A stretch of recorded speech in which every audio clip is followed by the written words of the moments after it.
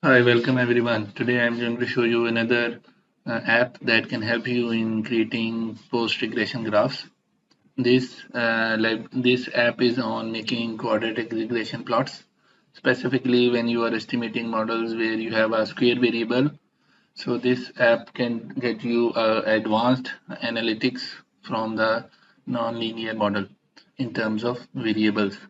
Okay, so previously studies used simple equation plotting or online apps that can plot the line, but technically they don't go beyond making the line. So if they don't do projection, they don't know hyper the confidence interval, they don't integrate with the scatter plot. If you can do it yourself in Stata or R or Python, you can integrate the scatter plot, but they further don't do the hypothesis testing and don't discuss the projection of the data and also don't compare with the actual distribution of the data. So today I will discuss that. Okay, so I'll start with two examples. So first example is for U shape. So I will click here and I will show the functionalities. So when you do this, you can see that it will load many functions. Okay, so here you can see it will have the variable names and it will show you the coefficient values, standard error and t values. So you can decide if it is significant or not. Then it plots you the histogram scatter plot. I can show you on the full screen. It can show you the quadratic line with the dots and the histogram for the box plot for the variable so that you can compare what's the distribution of the data. It can also show you the turning point and the minima of the data.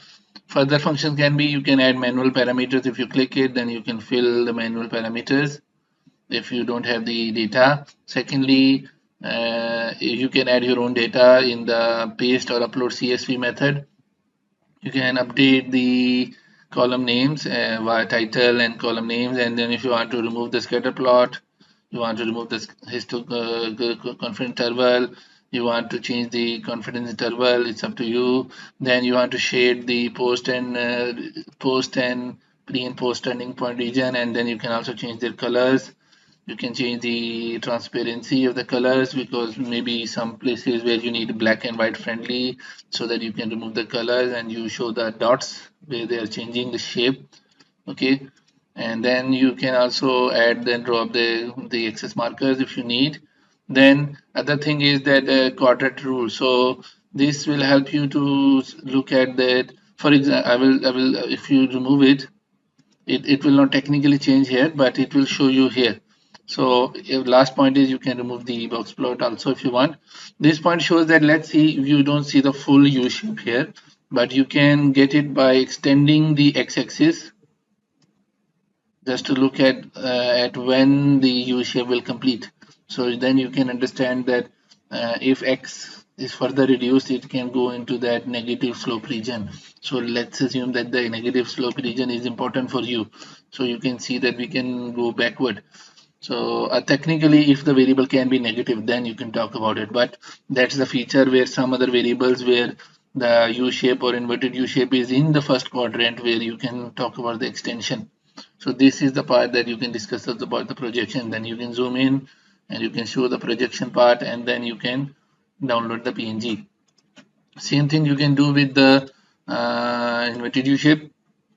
So you can talk about not talking about the projection and then you can maybe change the color from blue, red, the blue color. Okay, so this way you can update the data. There is some overlapping here, but it is solved when you show it on the full screen. So you can see the turning point here, and when you adjust it auto scale, so you can see here. So this little bit overlapping, I'm working on it, and hopefully it will be sorted. And in the comments, I will share the link how you can open this.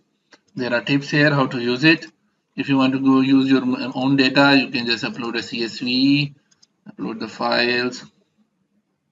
You can go here and use the sample data. It will show you the variable names and then you can change the variable names.